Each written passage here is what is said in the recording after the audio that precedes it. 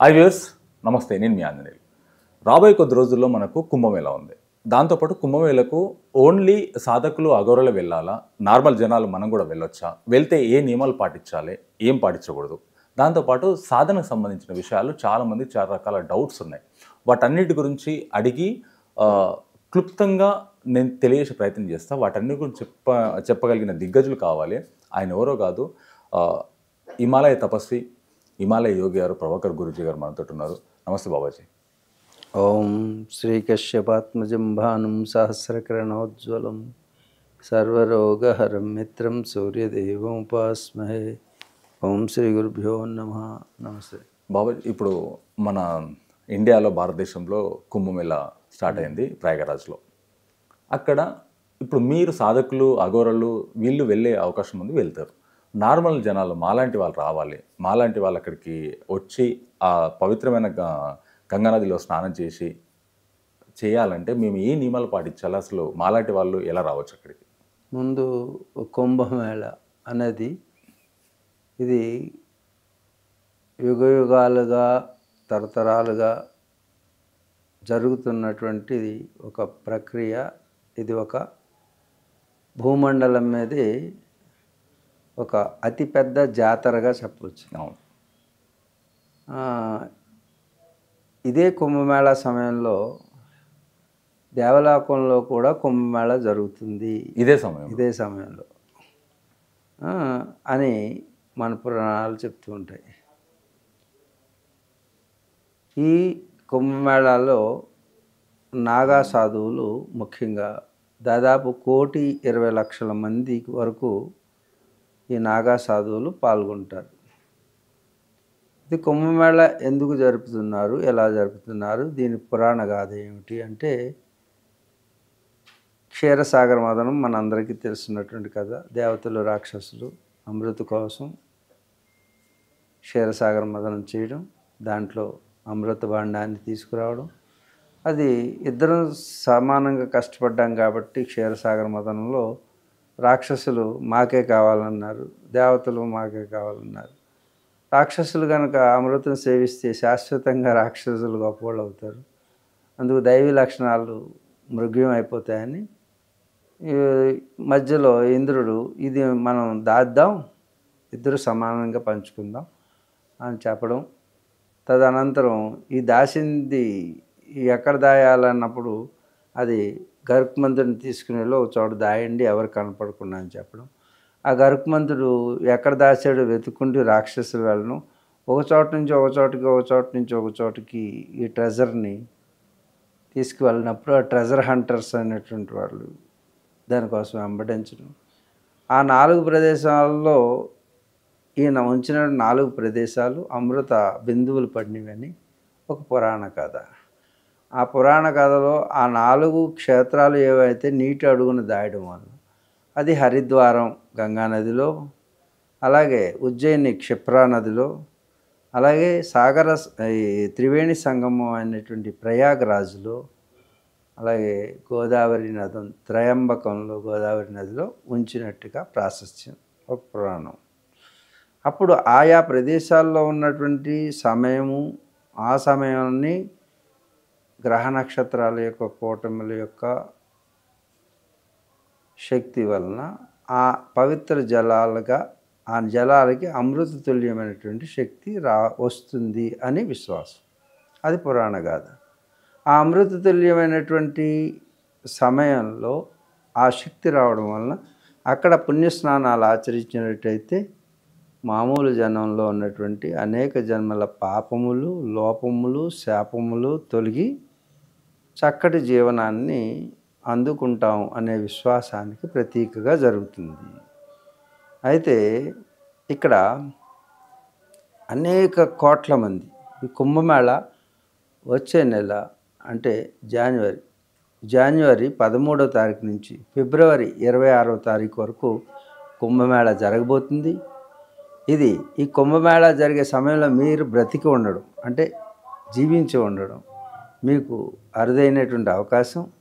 మరలా కుంభమేళాలో పార్టిసిపేట్ చేస్తామో చేయమో తెలియనటువంటి ఈ యొక్క జీవన విధానంలో ప్రతి ఒక్కరూ కూడా ఈ కుంభమేళాలో మీరు పాల్గొని ఆ పవిత్రమైనటువంటి ఆ సంగమాన్ని దర్శించి అక్కడ ఉన్నటువంటి ఆ శక్తిని ఆసక్తితో గమనించి అరుదైనటువంటి ఈ అవకాశాన్ని ప్రతి ఒక్కరూ కూడా సద్వినియోగం చేసుకోవచ్చు.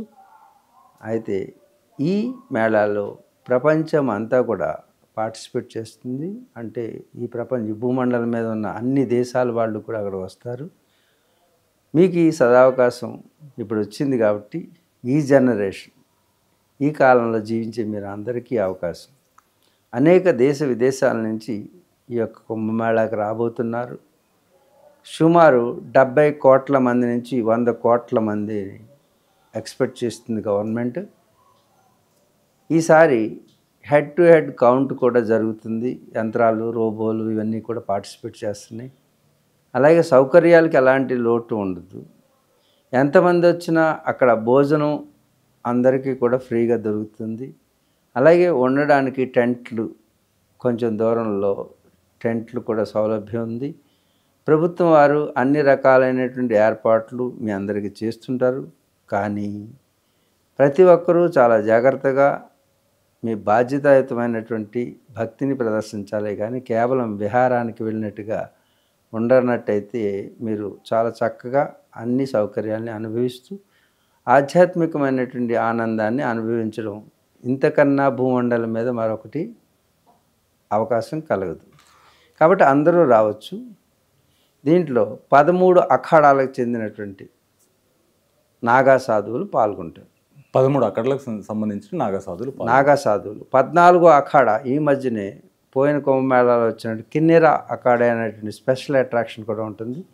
ఈ కిన్నెర అఖాడా అంటే ఇప్పుడు ట్రాన్స్జెండర్స్కి ప్రత్యేకమైనటువంటి అఖాడా. అంటే స్త్రీలకి పురుషులకి, ఇదివరకు నాగా సాధువులు అంటే పురుషులే ఉండేవారు. తర్వాత స్త్రీలు వారి భాగస్వామ్యం హక్కుగా ద్వారా సంపాదించుకున్నారు. మేము మీకంటే తక్కువేం కాదు, మేము సాధకులుగా మారుతాం. ఆ తర్వాత మేమేం తక్కువ తిన్నామని ట్రాన్స్జెండర్స్ కూడా అఖాడాల మీద 13 అఖాడాలు 14 అఖాడాగా గుర్తించి తెచ్చుకున్నారు. ఇప్పుడు వాళ్ళు అందరికంటే ముందు ఈ గతంలో వాళ్ళకంటే కూడా కొత్త తరంగా ముందుకు దూసుకుపోతున్నారు. వాళ్ళందరినీ కూడా మీరు దర్శించవచ్చు. చాలా కలర్ఫుల్గా, అంటే చాలా ఆధ్యాత్మిక అంతరంగ రంగులు అన్నీ కూడా కనపడతాయి. అంతరంగ రంగాన్ని ఆవిష్కరించేటటువంటి ఒక అరుదైనటువంటి ప్రపంచంలో ఈ భూమండలం మీదే అరుదైన అవకాశం మీ అందరికీ వస్తుంది. అందరూ పార్టిసిపేట్ చేయొచ్చు. కాకపోతే మా యోగులందరూ కూడా ఒక పాత్ ఉంటుంది, పంథా. అంటే ఇప్పుడు అఘోరలు, సాధువులు వీళ్ళందరూ ఉంటారు. ప్రొద్దున మొట్టమొదటి స్థానము ఎవరికి లభిస్తుంది? నార్మల్ జనాలు అఘోరలు ఒకటే లైన్లో వెళ్ళే అవకాశం ఉంటుందా, లేకుంటే ఎవరిది వాళ్ళకి సపరేట్గా ఉండేవాళ్ళు ఉంటుంది? యోగుల పంతా ఒకటి ఉంటుంది. ఓకే. అంటే మేము అందరం వెళ్ళేది దీంట్లో మహంత్, శ్రీ మహంత్, అలాగే మండలేశ్వర్, మహామండలేశ్వర్లు వీళ్ళందరూ ఉంటారు. వీళ్ళందరూ కాషాయ బట్ట కట్టుకుని ఉంటారు. వాళ్ళ హెడ్స్ అన్నమాట. ఓకే.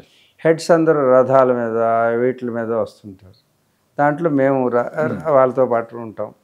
అలాగే సైన్యం అంతా కూడా నంగా అంటే వ్యవస్థలుగా, బట్టలు లేకుండా నంగాయే నాగా సాధువుగా మారింది. తల్లి గర్భంలోకి ఎలా వచ్చారో అలా ఉంటారు వాళ్ళు. పుట్టుకతోటి అందరూ నాగాలే, అందరూ అఘోరాలే. బట్టలు వేసుకుని ఎవరు పుట్టరు.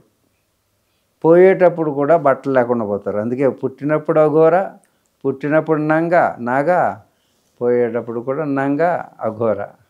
కాబట్టి ఈ ఘోరాలన్నీ బట్టలతోటి వీటితోటి వచ్చినాయి. ఈ అలంకారాలు పెరిగిపోయి, అనవసరాలు పెరిగిపోయి ఘోరమైనటువంటి పనులు చేస్తున్నారు. ఆ ఘోరం లేకుండా ఉండాలంటే ఈ పైన మన శరీరమే ఒక వస్త్రంగా భావన చేసేటువంటి ఒక సనాతన సాంప్రదాయాన్ని మనకు పూర్వీకులు ఇచ్చారు. అందరూ ఇప్పుడు కూడా ఒక బట్ట కనుక ధారణ చేస్తే దానికోసం అవసరం పెరుగుతుందని ఆదిశంకర్ల వారు ఈ నాగా సైన్యానికి నంగాగానే ఉంచారు. ఏ అవసరం లేకుండా. అర్థమైందా? అర్థమైంది. వాళ్ళు అలా ఒక అవసరం అనేది లేకుండా జీవించే విధానం భారతీయ సనాతన సాంప్రదాయం.